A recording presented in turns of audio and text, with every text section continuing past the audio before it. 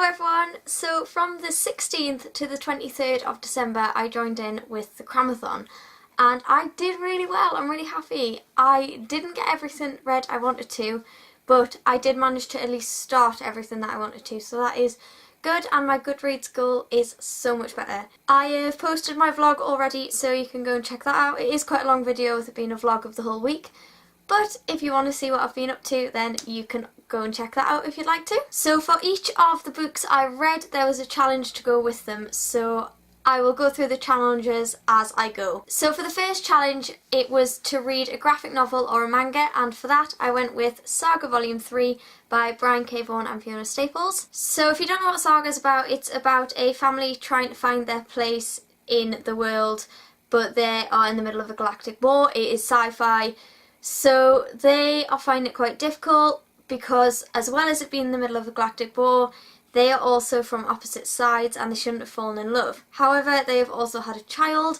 so it's a bit of a mess.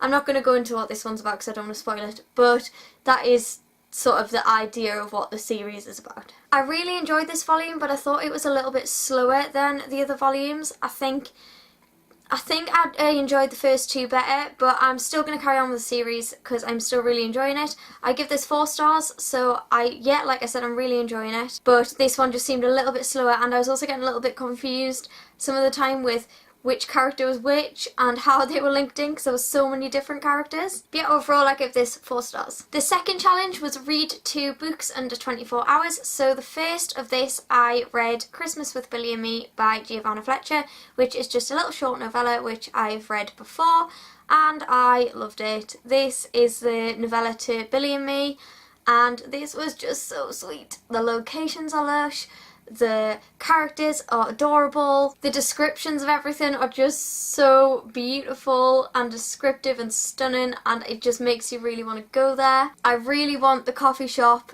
in this to be real because I really want to go, and I also want the characters to be real because they're just so nice and I really want to meet them. So Billy and Me is basically about a girl called Sophie who works in a coffee shop, and she ends up meeting a guy called Billy Buskin who walks in the coffee shop, but she doesn't realise that Billy is actually a famous actor.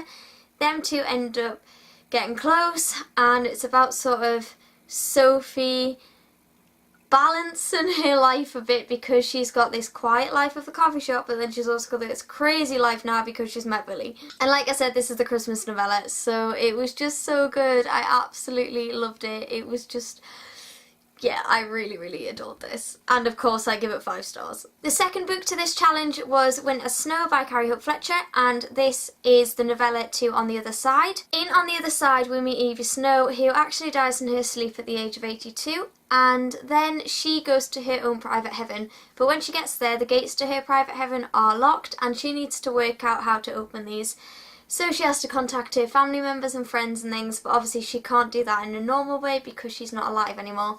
So it's about her working out how she can actually do this so she can open the gates. This is about another one of the characters that is linked to Evie and how he gets to his own private heaven, and it's just really sweet. It is so sweet. I absolutely love this as well. I just wanted this to be longer because this is like really short, this novella. So I really wanted this to be longer because I love the characters and I think it could have maybe done with a little bit more, but I still absolutely loved it. It's just a really beautiful story with a stunning romance, and I definitely recommend it if you like that kind of thing. I give this 4 stars. And yeah, just really enjoyed this one, and that's the second book for the read 2 books under 24 hours. So for the third challenge, it was read a book under 200 pages, and this is Alice's Adventures in Wonderland by Lewis Carroll. This is actually a personalised copy because I am actually Alice, and my friend Shannon got it for me, so she is like the author as well as Lewis Carroll, which is just really cool. I loved reading this. It was weird me being Alice, but I really enjoyed it. I noticed this time around because I was Alice that actually I do say some of these things, that I can see myself saying some of these things and doing some of the things that Alice does, and I never really noticed it until now when I'm Alice. So that was quite interesting to read. I'm sure we all know what Alice in Wonderland's about, so I'm not going to go into that, but it's just so colourful and descriptive, and the characters are just so unique, and you never sort of get lost which character is which because they are so different to one another. And it's just so imaginative as well. It's just so fun to read, and so anybody can read this book of any age. So yeah, Definitely recommend, as always, with this story because it is just brilliant. And I give this 4 stars. The next challenge was read a book set in a different country to where you live. So for this I chose Fantastic Beasts and Where to Find Them screenplay.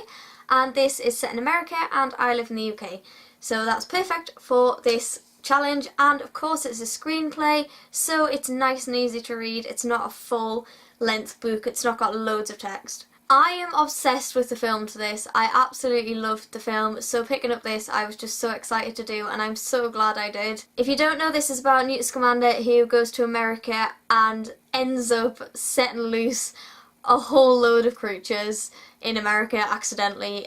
I don't want to say much more because I don't want to spoil anything, but it's so good. If you've not seen the film yet, definitely recommend it.